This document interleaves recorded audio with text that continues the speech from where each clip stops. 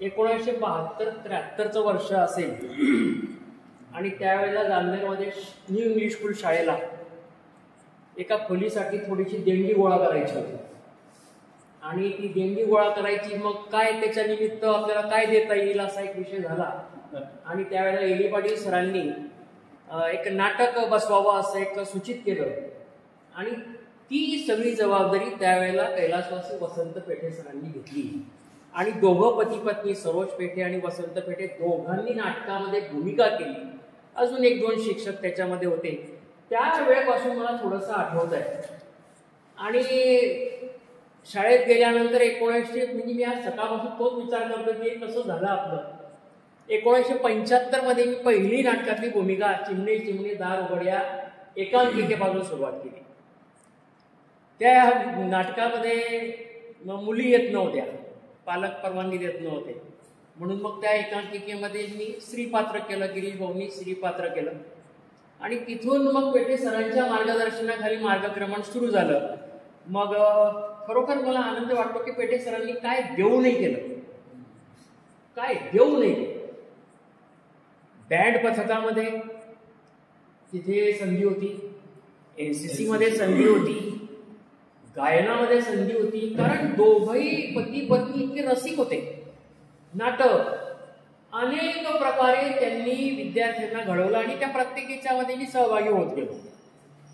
अशा पद्धतीने ही सगळी चळवळ सुरू झाली.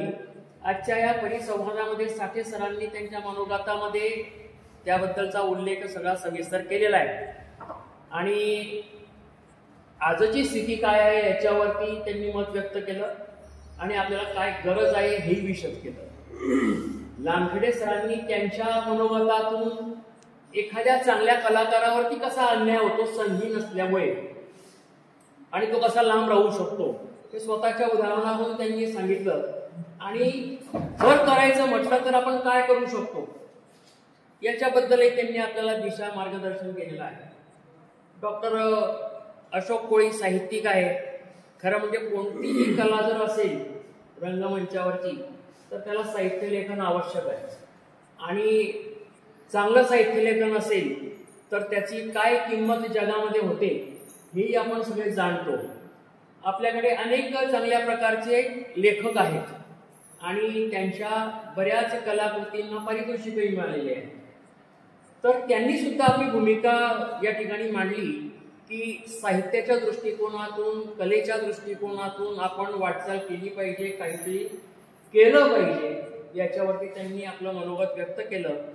मोहन सारस्वत जरी या क्षेत्रातले नसले तरी त्यांचा या क्षेत्रातला एक पत्रकार म्हणून अभ्यास हाही एक चांगला आहे आणि त्यांनी आपल्या मनोगतामध्ये काहीतरी केलं पाहिजे याच्यावरती शिक्कामोर्तब केलेलं आहे.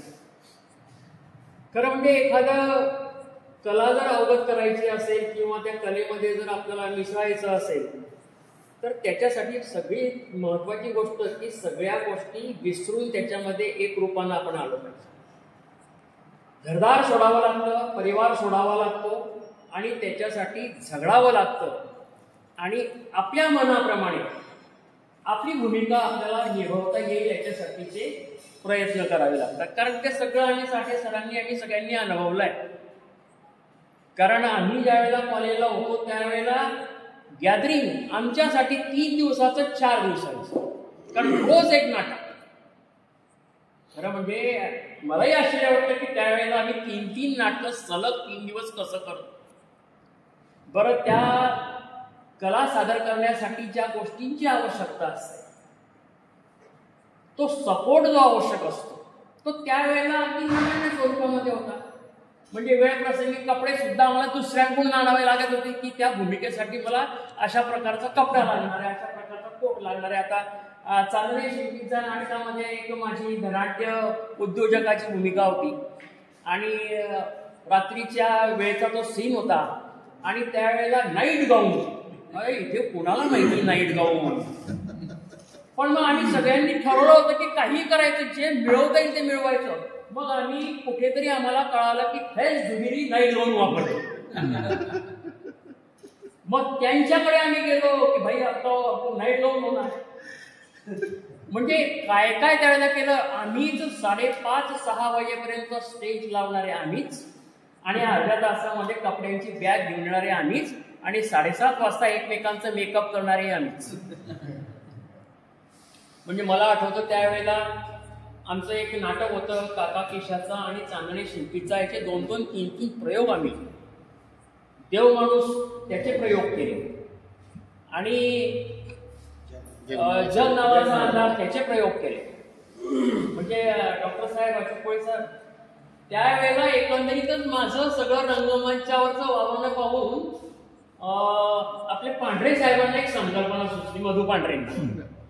आणि मधु पांढरेंनी मला एक बोलवलं, एकनाथ काका आम्ही सगळे बसलो, आणि त्यांनी सांगितलं की ह्या पोराकडे पाहून म्हणे मला एक पात्री प्रयोग लिहायचा. आणि त्यांनी तो आमचा सरपंच जिंदाबाद हे एक पात्री प्रयोग लिखाण केलं. आणि एकनाथ काकांच्या जवळ माझी रोज प्रॅक्टिस. परत त्याच्यामध्ये 13 प्रकारचे वेगवेगळे आवाज काढलेले असतात. 13 वेगवेगळ्या प्रकारचे आवाज, म्हाताऱ्यांपासून तरुणांपासून वेगवेगळ्या स्टाईलचे आवाज, वेगवेगळे पात्र. आणि त्यावेळेला त्याचे प्रयोग भुसावळला, फत्तेपूरला, जळगावला 8-10 प्रयोग केले. म्हणजे त्याच्यामधून बऱ्याच गोष्टी, म्हणजे एखाद्या लेखकाला हे सुचलं की याला पाहून मला लिहायचं आहे, आणि आम्हाला पाहून एकनाथ काकांनी जग नावाचा अंधार म्हणजे पात्र आम्हाला समजून, सुधीर तुझ्यासाठी ही भूमिका लिहितोय, अरविंद तुझ्यासाठी ही भूमिका लिहितोय, कडू तुझ्यासाठी ही भूमिका आहे. म्हणजे आमचं एकंदरीतच सगळं बिहेव पाहिल्यानंतर, आणि आमचं एकंदरीतच तरी हे पाहिल्यानंतर, कॅरेक्टर पाहिल्यानंतर त्यांनी तशा भूमिका उतरवली, आणि तशा प्रकारचं एक नाटक लिहिलं. राज्य नाट्य स्पर्धेमध्ये आम्ही किती नाटकं साजरी केलेली आहेत. म्हणजे मला आनंद वाटतो की सुधीर साठे सरांना 2 वेळा राज्य नाट्य स्पर्धेमध्ये, त्या नाट्य स्पर्धेमध्ये 2 वेळा रौप्य पदकं मिळालेली आहे. म्हणजे अतिशय उमदा असा कलाकार. म्हणजे 1975ला सर मी पहिली एकांकिका केली, आणि 1990ला शेवटचं नाटक मी केलं घरोघरी हीच बोंब. आणि त्यावेळेला माझा म्हाताऱ्याचा रोल होता. वीज आम्ही आणला भाड्याने, वीज टाकला त्यावेळेला. आणि त्यावेळेला थोडंसं प्रोफेशनल टच आपण दिला, जळगावचे काही मेकअपवाले वगैरे बोलवले. म्हणजे तो एक आनंद वेगळा.